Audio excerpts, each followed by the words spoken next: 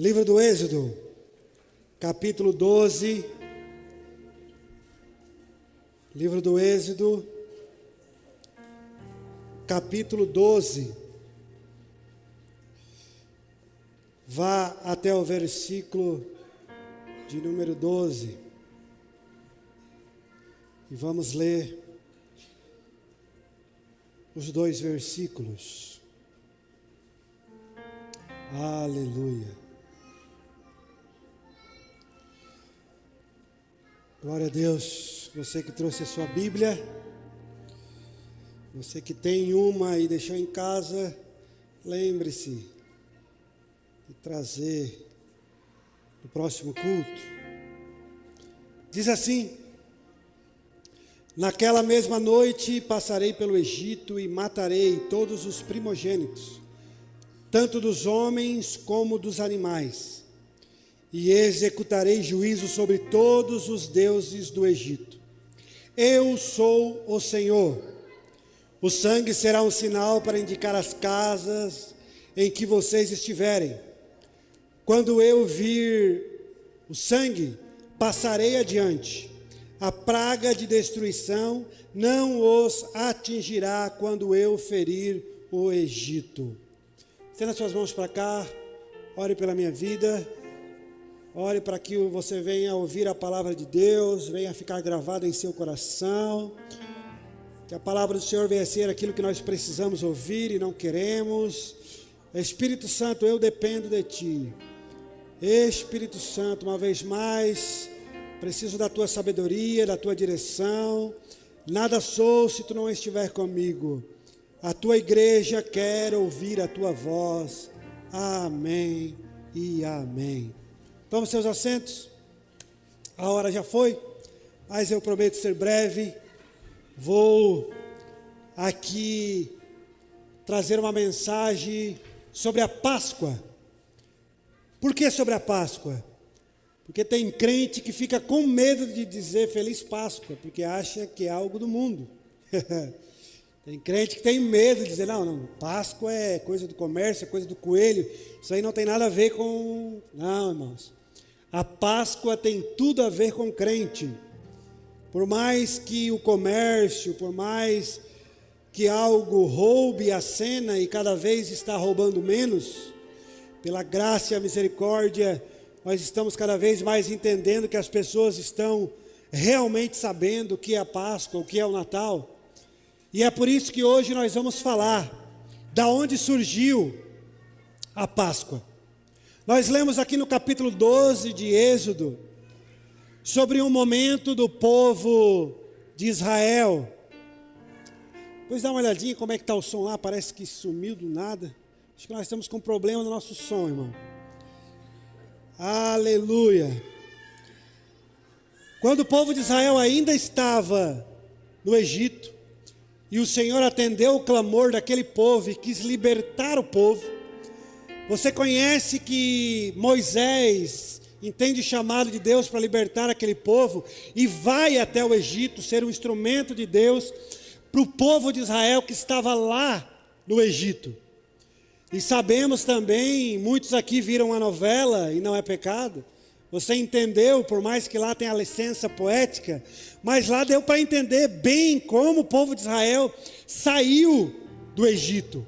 Teve as pragas, e quando vinha uma praga, o faraó amolecia o coração, mas o próprio Deus endurecia o coração do faraó, e ali, nas pragas enviadas ao Egito, era Deus mostrando a autoridade, o poder, o cuidado que Ele tem com o povo dele. E nós sabemos que a última praga, e ali era o ponto final, onde Faraó queria que o povo saísse do Egito para que acabasse aqueles problemas lá no Egito. E na última praga que nós lemos aqui, Deus diz que iria ferir todos os primogênitos daquela terra, inclusive dos animais. Nós sabemos que o primogênito é o primeiro. Então todo filho, independente se fosse criança, ia morrer naquela noite. Mas aqui nós vamos ver que algumas pragas, quando chegava no Egito, atingia somente os egípcios, não atingia o povo de Israel.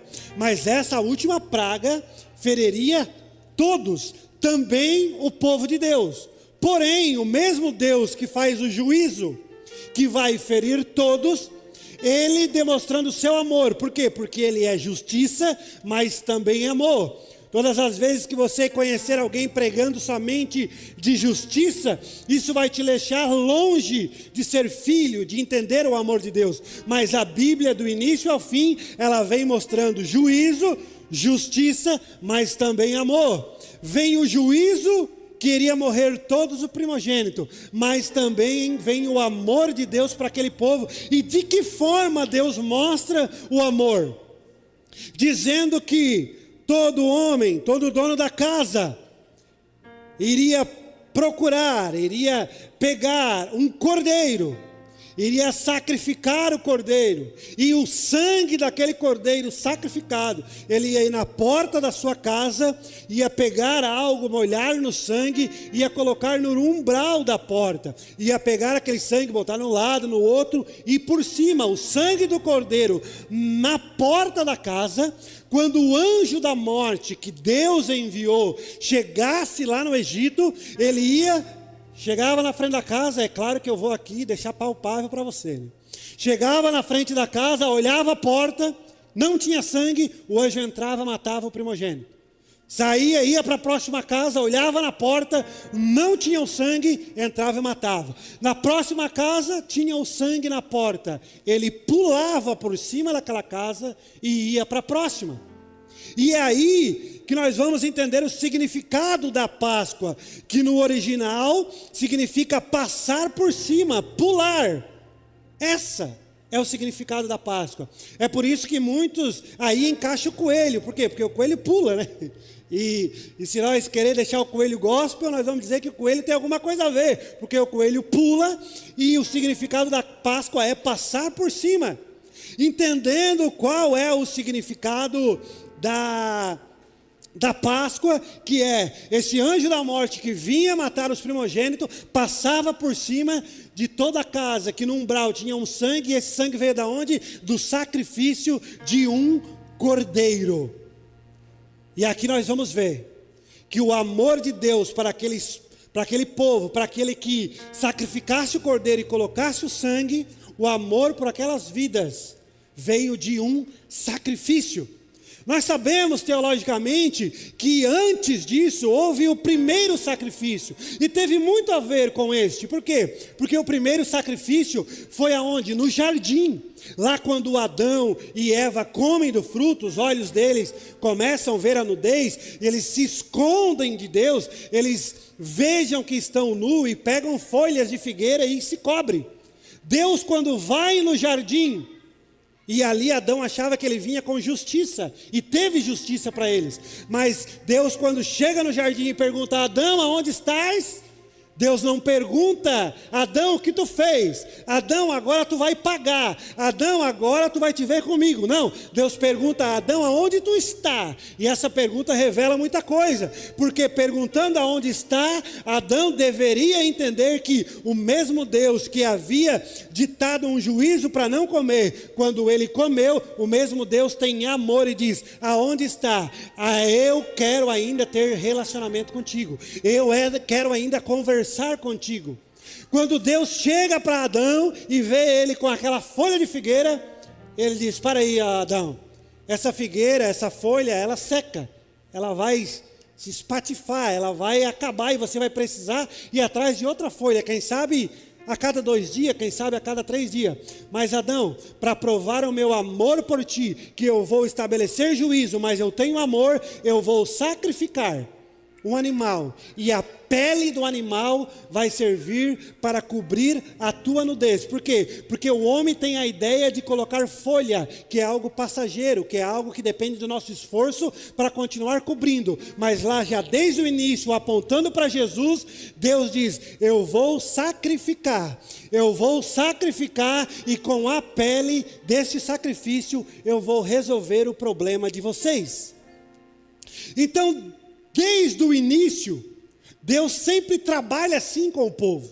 Deus sempre quer relacionamento com o homem. O homem quebra, o homem erra, o homem peca, e Deus vai lá provando o seu amor e restabelece através de um sacrifício. Depois que o povo saiu do Egito, a Páscoa também simbolizou liberdade. E todas as vezes que o povo se reunia para celebrar a Páscoa, eles celebravam a libertação. Eles celebravam que eles saíram do Egito, saíram da escravidão, e agora estão ali tendo relacionamento com Deus, porque Deus, para mais uma vez mostrar para o homem que amava o homem, que queria relacionamento, Ele instituiu o tabernáculo.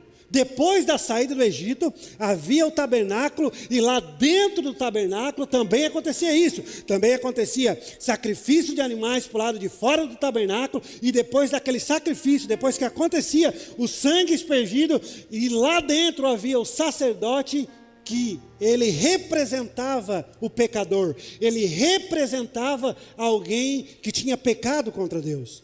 E ao decorrer do caminho, até o final do Antigo Testamento, nós vamos sempre ver este sinal: Deus estabelecendo justiça, Deus estabelecendo juízo, mas também amor e misericórdia. Por que que estes sacrifícios sempre apontavam para Jesus? O Evangelho de João, capítulo 1, versículo 29, que é onde Jesus é identificado diretamente com essa figura. Diz assim, João: no dia seguinte, João viu a Jesus que vinha para ele e disse: eis o Cordeiro de Deus, que tira o pecado do mundo. Mesmo João, no capítulo 6, fala, próprio Jesus aqui falando, Jesus fala explicitamente sobre a conexão entre o sacrifício e a eternidade. Jesus fala o quê? Quem comer da minha carne, aquilo que nós fizemos aqui essa noite, e beber do meu sangue, tem a vida eterna, e eu o ressuscitarei no último dia. É Bíblia. É aquilo que nós fizemos aqui hoje, é o que significa Páscoa, o juízo que deveria vir sobre nós, mas o amor de Deus, sempre e até o fim, mostrando amor e misericórdia pelas nossas vidas. Nós vimos aqui várias encenações, desde o início do culto, com as crianças, sobre aquilo que Jesus passou por nós. Nós sabemos que Ele viveu 3 anos e meio aqui nessa terra, caminhou, deixou os seus ensinamentos, curou, fez maravilhas, e tudo aquilo que Ele mesmo disse que nós faríamos, obras maiores, Ele só ensinou o caminho, e nós ainda em 2026, depois de Cristo, você já parou para pensar isso? Tem gente que banaliza tanto o Evangelho, banaliza tanto aquilo que Cristo fez por nós, mas Moisés, tu parou para imaginar que nós estamos vivendo em 2026, depois que o nosso Cristo passou nessa terra? Depois que o nosso Cristo deu os ensinamentos, o próprio Deus que passou aqui? Não tem como banalizar. E nós entendemos que os 3 anos e meio, e quando chegou o final de tudo aquilo que Ele deixou aqui nessa terra, Ele foi à cruz do Calvário.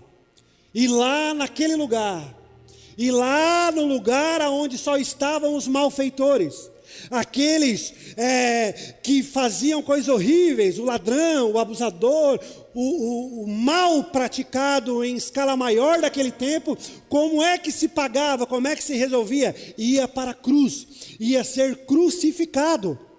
E na maioria das vezes, todos os ladrões, e possivelmente os ladrões que estavam com Jesus, percorreram este caminho, eles ficavam de 1 a 3 dias lá naquela cruz. Eles pegavam lá naquela cruz e quebravam as pernas. Isso não aconteceu com Jesus, mas acontecia com todos aqueles que iam para aquela cruz, quebravam as pernas. Por quê? Porque quebrando as pernas, lá naquela cruz, o único jeito de continuar respirando, de sobreviver lá, era se esticando, liberando a caixa torácica, e ali eles iam conseguir inspirar, respirar e continuar vivendo. Mas quando as pernas eram quebradas, eles só estavam presos pelas mãos, e ali eles não conseguiam mais respirar, e a sua morte era devagarzinho, sofrendo e morrendo devagar. O nosso Jesus sofreu muito mais, porque já começou lá, antes da cruz, açoitado, Já começou lá carregando a cruz até o Gólgota, sofrendo por mim e por você. Sofrendo por mim e por você. Muitas das vezes, na nossa caminhada com Jesus, a Páscoa é algo maravilhoso, celebrado, mas isso devia se tornar a nossa memória em todo culto de Santa Ceia. Isso nós devíamos lembrar em todos os meses. Por quê? Porque quando nós lembramos, está palpável na nossa mente o que Jesus passou para nós ter vida e vida em abundância nele. Eu acho que nós iríamos reclamar bem menos. Eu acho que nós não íamos reclamar tanto quando aquela bênção que Deus prometeu não chegou. E na maioria das vezes a bênção não chegou porque nós não estamos preparados para viver ela. Eu acho que nós ia reclamar menos do resultado do que é a nossa família, do que é a nossa casa. E na maioria das vezes o resultado é aquilo que nós semeamos e nós mesmos colhemos. E às vezes na caminhada com Jesus, nós vamos reclamando, e até nos entristecemos ao ponto de não querer mais viver um evangelho, de não querer mais caminhar com Jesus. Colocamos tudo aquilo que ele viveu no Gólgota, colocamos tudo aquilo que ele sofreu por nos dar a salvação, no mesmo nível do nosso bem-estar, das nossas bênçãos que nós pedimos. E é pregado aqui sobre bênção, e é pregado aqui sobre aquilo que nós vivemos na presença de Deus. É pregado, nós cremos que Deus tem bênçãos, nós cremos que Deus transforma, nós cremos que Deus faz nós viver algo sobrenatural ainda nessa terra. Mas nada disso que está disponível para nós viver na presença de Deus pode se igualar no sacrifício de Jesus pelas nossas vidas. Naquela cruz, compreende o sofrimento humano, pois ele mesmo passou pela dor física e pela humilhação. Na cruz, nos últimos segundos, levando todo o nosso pecado, nossas transgressões, ele diz: está consumado. Ele inclina a cabeça e entrega o seu espírito. Você sabe que ninguém matou Jesus. Judiaram bastante dele, machucaram, fizeram aquilo que terrível, mas ninguém matou Jesus. Ele se entregou. Ele se entregou nas mãos do Pai. Quando ele diz que está consumado, ele diz: eu fiz aquilo que era para mim fazer. Agora, Pai, eu coloco nas tuas mãos o meu espírito. E ali ele morre. Não mataram Jesus. Ele se entregou para se cumprir aquilo que estava escrito. Se entregou por mim e por você. É por isso que nós devemos falar mais: Jesus, eu te amo. É por isso que nós devemos entender que o mesmo amor, a mesma misericórdia que Ele teve com nós precisamos ter por aqueles que estão à nossa volta. É por isso que quando nós tratamos as pessoas que estão em nossa volta com a falta de amor, com a falta de misericórdia, nós estamos claramente expressando o que está no nosso coração. Nós não entendemos o que Jesus fez por nós. Porque quando o nosso coração está em Jesus, quando o Espírito Santo, que é a mesma essência que estava em Jesus, está em nós, todas as vezes que nos fazem mal, todas as vezes que nos perseguem, todas as vezes que tramam contra as nossas vidas, nós lembramos que Ele sofreu muito mais por mim e por você. Nós lembramos que Ele entregou a vida por mim e por você. E o que nós somos capazes de fazer pelos nossos irmãos?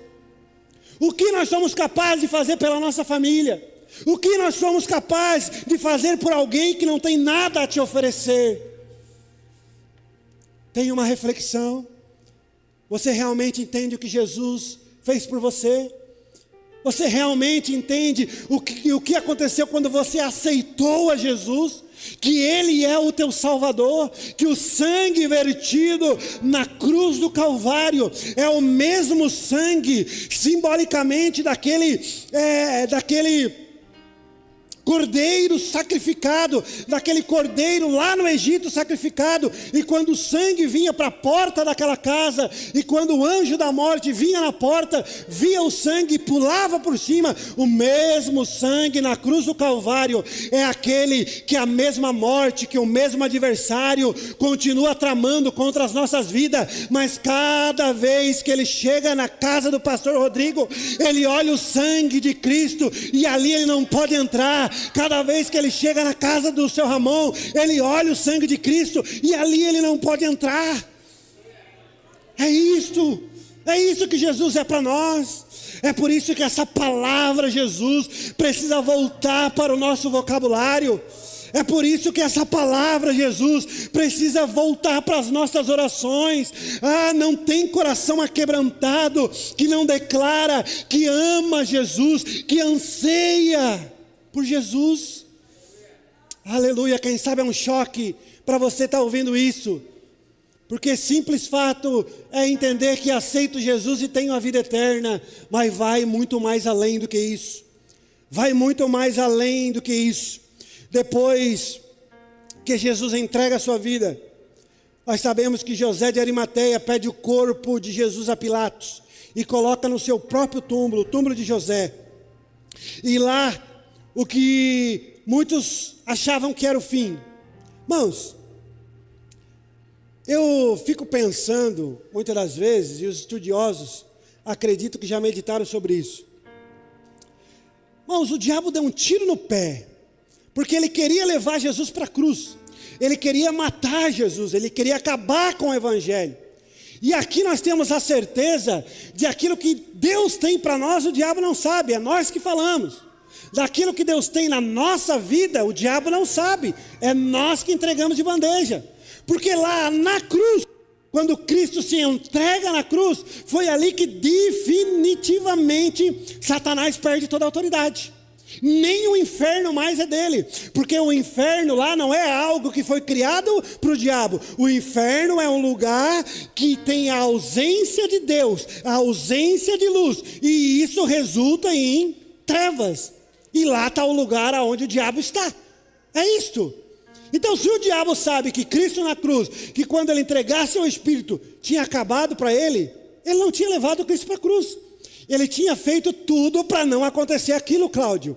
Mas nós entendemos que depois que Cristo entrega o seu Espírito naquela cruz, nós entendemos que agora o anjo da morte não tem mais autoridade sobre aqueles que estão em Cristo Jesus. Agora nós temos a certeza que todo principado, toda potestade, todo levante dos infernos, nada disso tem mais autoridade contra a casa, contra aquele que está debaixo do sangue de Cristo vertido na cruz do Calvário. Bom, o crente precisa ter claro isso na sua mente. O Ministério de Louvor pode se preparar. O crente precisa ter claro isso na sua mente. Nós entendemos que depois que Cristo vai ao túmulo, numa sexta-feira, ele é crucificado. No final, na noite de sexta-feira, ele é tirado da cruz, é levado até o túmulo, e no domingo pela manhã, no terceiro dia, nós sabemos que Maria vai lá. Maria chega até o túmulo, e chega lá, e o que ela vê? Ela vê a tumba com a porta aberta. E ela entende que poderia ter roubado o corpo. Ela entende que os soldados poderiam ter feito alguma coisa. Por quê? Porque na nossa mente terrena, tudo aquilo que nós vivemos à vontade de Deus, nós sempre queremos trazer para a nossa realidade. Nós sempre queremos trazer para o nosso nível de entendimento. Mas um crente precisa saber que todas as vezes que ele vive aquilo que é espiritual, aquilo que é sobrenatural, você precisa estar preparado para ver aquilo acontecer que para você é impossível. Você precisa estar preparado para ver o que ia acontecer e você dizer, não, isso não tem como. Não, isso não poderia estar acontecendo. Mas aquele que vive com Jesus, experimenta o sobrenatural. Experimenta o sobrenatural. Maria chega lá, o túmulo está vazio. E quando ela chora, achando que tudo aconteceu, nós vamos entender que os discípulos, de homem é mais ruinzinho, é mais palpável, chega lá, não vê o corpo. Pedro chegou lá, mas alguns não viram o corpo, já saíram. Mas Maria ficou lá chorando, porque ela queria ver o corpo, porque ela queria ainda cuidar do corpo morto de Jesus. Mas ali aparece o próprio mestre para ela, dizendo: eu estou aqui vivo, porque procura entre os mortos aquele que não está mais ali. Aqui estou, Maria. Agora você imagina alguém que queria cuidar do corpo morto de Jesus, agora vê ele vivo. Com alegria tem esse coração. O que contempla este coração? Eu vou dizer para você que entrou aqui com base nessa palavra. Quem sabe os seus sonhos, quem sabe a sua realidade, quem sabe o seu casamento, quem sabe aquilo que você está vivendo não tem mais vida. Mas se diante da palavra, diante daquilo que você acreditou de Jesus, você ainda continua cuidando, mesmo morto, você ainda continua colocando o seu coração, mesmo sem esperança, mas Jesus está vivo e Ele vai fazer vivo também os teus sonhos, os teus projetos, renovar a tua esperança. É só Ele que pode, é só Ele. O mesmo que ressuscitou, o mesmo que está vivo, Ele está no meio de nós. Ele está aqui para ressuscitar sonhos, Ele está aqui para ressuscitar esperança, Ele está aqui para te fazer caminhar novamente. Quem sabe você entrou aqui nesta casa, nesta igreja, neste lugar esta noite dizendo: eu estou quase parando.